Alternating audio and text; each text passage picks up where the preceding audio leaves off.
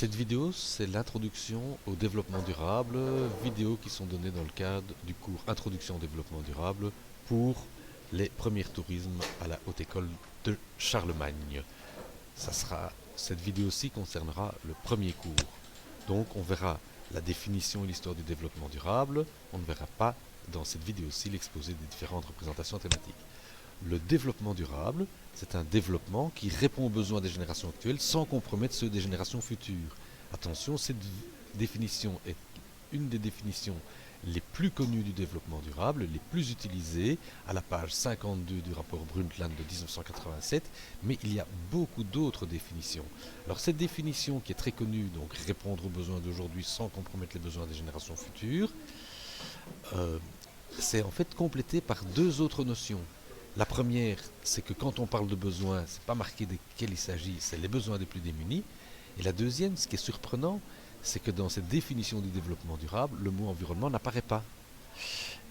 Il apparaît plus loin dans la page 52, et en fait, il part du fait qu'il n'y a pas de problème en général, la planète est bien assez grande pour tout le monde, mais on pèse trop sur l'environnement parce que soit on n'utilise pas les bonnes techniques, soit on n'est pas bien organisé socialement. Alors, un petit exemple, quand on part des besoins des plus démunis, on ne parle pas de ma Ferrari, mais du fait que les pauvres puissent manger. Et pour l'état de nos techniques, eh bien, si j'ai des voitures électriques, si j'ai technique pour, je pollue moins que si j'ai des voitures à essence. Et si j'ai une bonne organisation sociale, par exemple, si je dispose de trains, de trams, je pollue moins que si je ne peux utiliser que la voiture. Alors d'où vient la définition du développement durable? Elle n'a pas toujours existé. Et pourquoi d'ailleurs l'a-t-on même créée? Eh bien en fait, depuis 1850, on vit une révolution industrielle qui a apporté énormément de choses, des vitres, des voitures, etc., des machines à laver qu'il n'y avait pas avant, une télévision. Mais après 1950, on a commencé à avoir quelques effets négatifs. De plus en plus de déforestation, les usines chimiques comme Seveso, les pesticides qui faisaient disparaître les oiseaux des champs et les marées noires. Et donc on s'est rendu compte qu'il y avait un problème avec l'environnement. Alors en 1972, le rapport Meadows au Club de Rome s'intitule Halte à la croissance et il dit pour réparer l'environnement, il faut arrêter la croissance économique. Le problème, c'est que la croissance économique, elle a amené la voiture, le tourisme de masse, les voyages en avion. Donc, on n'est pas prêt à immédiatement sacrifier la croissance. Et, du coup, ce qu'on peut penser de la croissance, c'est parce que je gagne plus, donc plus de croissance économique, que du coup, je peux passer du camping au voyage en avion pour aller dans un hôtel luxueux. Et donc, du coup, le rapport Meadows était problématique pour une série de personnes. Et c'est pour ça qu'en 1987, on a inventé le développement durable qui, pour certains, permet la croissance économique compatible avec la protection de l'environnement. Cette dia-ci explique la différence entre le rapport Meadows et le développement durable. Alors très rapidement, la chronologie.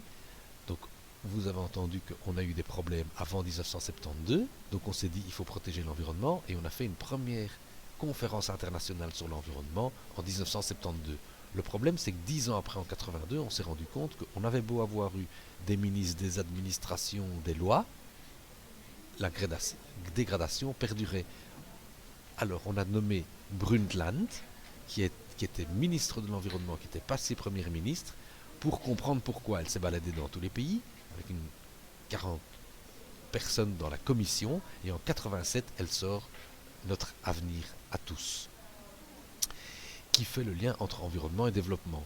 En 1992, c'est la première conférence des Nations Unies pour l'environnement et le développement. On ne parlait pas encore de développement durable. C'est en 2002 qu'on a parlé de développement durable.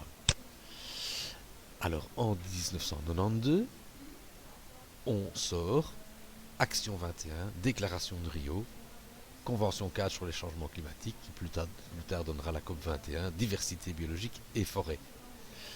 Ce que je n'ai pas dit avec le rapport Brundtland, c'est qu'elle s'est déplacée dans les pays.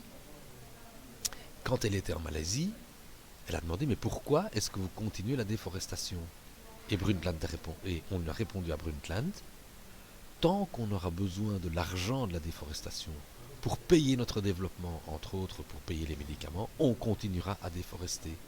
Dès lors, c'est dans le livre 87 qu'elle explique le lien qu'il y a à faire entre les politiques environnementales et le développement économique. On ne peut pas mener uniquement des politiques environnementales, il faut aussi penser à développer des politiques socio-économiques qui permettent de répondre aux besoins des générations actuelles sans compromettre les besoins des générations futures.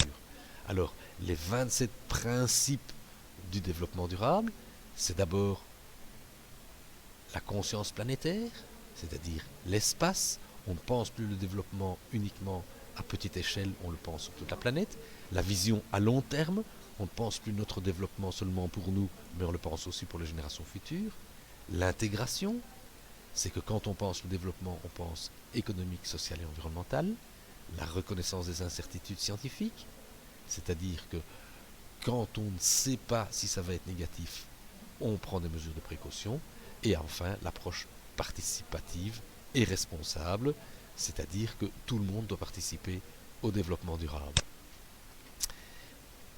Après 1992, à Rio, il y a encore eu d'autres conférences internationales sur le développement durable, jusqu'en 2012, 20 ans après, où on a développé les objectifs de développement durable. Au niveau belge, qu'est-ce qui s'est passé? En 1992, la Belgique était représentée à Rio et s'est engagée à développer le développement durable, à promouvoir le développement durable. Et donc, en 1997, on a eu une loi qui a fait quoi? Qui a d'abord dit que tous les 4 ans, il faut faire un rapport, il faut faire un plan d'action et qu'on crée différents acteurs. Pour les communes, on a adapté le même cycle de l'amélioration continue. On fait un rapport sur ce qui va et ce qui ne va pas. On fait un plan, on le met en œuvre et on l'évalue. Voilà qui termine la première vidéo.